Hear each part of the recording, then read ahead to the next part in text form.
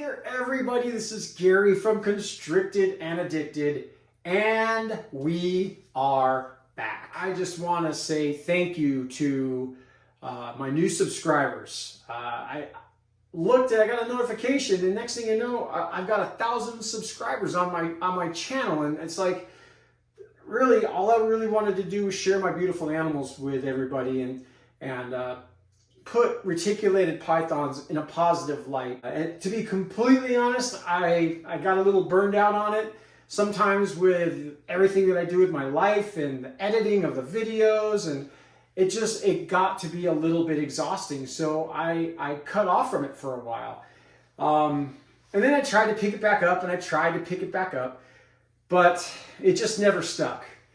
And then yesterday I got a notification that I had 1,000 subscribers on my channel, and that kind of blew me away.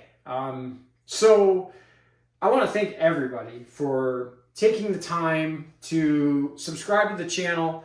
If you love reticulated pythons like I do, what you're going to see on my channel is these beautiful animals and the way that I handle them, the way that I care for them.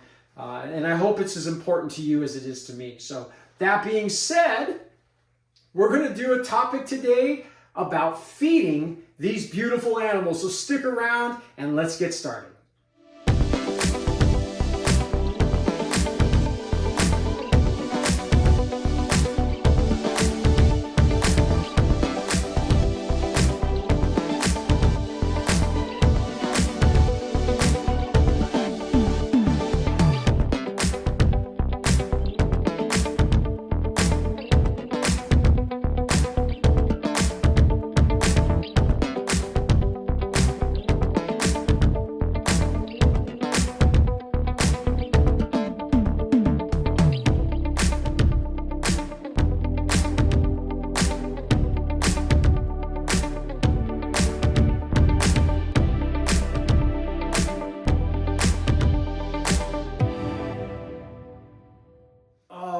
Guys, so I was cruising through one of the Facebook forums, which I never engage in, but here I am. You know, I'm cruising through one of the Facebook forums, and all of a sudden I see one of these comments that has like 56 replies to it.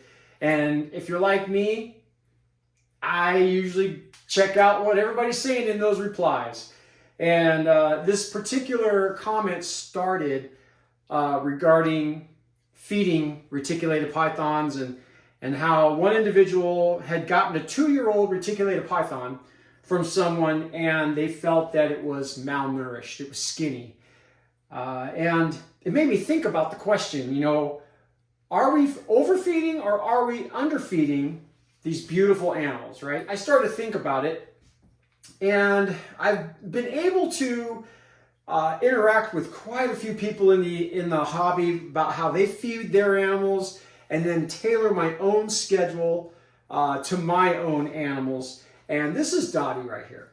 Dottie is a 2-year-old GC cow reticulated python from D&T Retics and CNA Exotics. Now, as you can see, she is, like I said, 2 years old. She's not very big, but this little girl eats a large rat every 2 weeks. So that being said, she's roughly about 1 inch in diameter, maybe 1.25 inches in diameter, and 5 feet long, if that. So what I'm going to do is I'm going to show you another 2-year-old retic that I have. Here is Aurora. Aurora is a 2022 animal. She will be 2 years old here. Actually, I take that back. She just turned 2 years old. She is roughly 6 feet long, maybe 6.5 feet long. She eats a large rat every 2 weeks, and she's a little bit more girthier than Dottie, and she's also a little longer than Dottie. But as you can see, on the same feeding schedule, this animal is not underweight or overweight in any way, shape, or form, in my opinion. She's got a great temperament. And overall, she just looks really healthy on the schedule that she feeds on.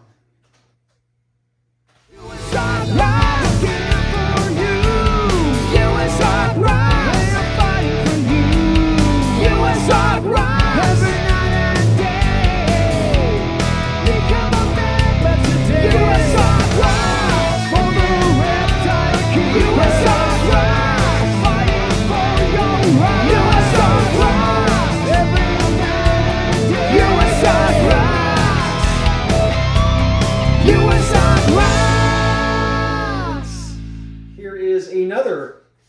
2-year-old animal of mine. This is Maggie. Maggie is a platinum tiger and just a sweetheart of a girl. And as you can see, she's a little bit longer than Aurora. She's got a little bit more girth on her than Aurora does. Again, great temperament. She doesn't look like she's underweight. She doesn't look like she's overweight. She, to me, has a perfect size to her. And this is another animal that eats, she probably eats a extra large rat every 2 weeks. It'll depend between the large and the extra large. But as you can see with her, she's a good size. She's probably pushing a little bit better than 6 feet, probably closer to the 7-foot mark. And just a wonderful, wonderful animal.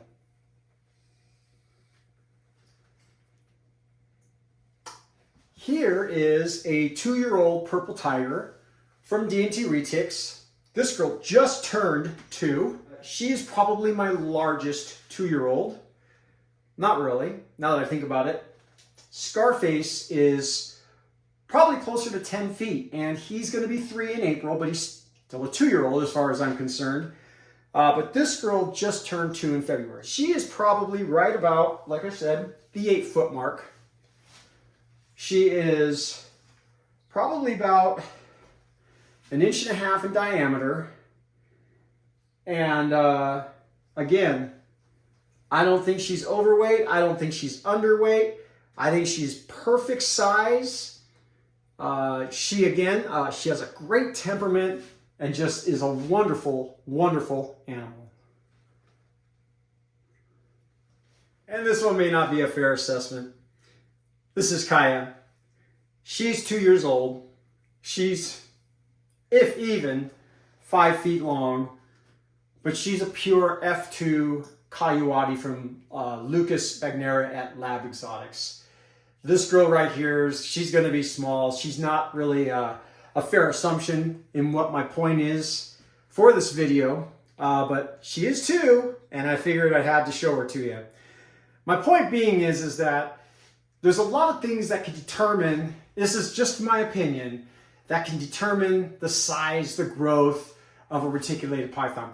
One of them is going to be the individual that's feeding that animal. Obviously, if you're constantly feeding that animal food, it's going to get bigger at a much bigger rate. I have heard of people having, 12, 13, 14-foot retics at 2 years old. It boggles my mind, but I've got good friends who say that they have had animals that have gotten that size. The other thing is genetics.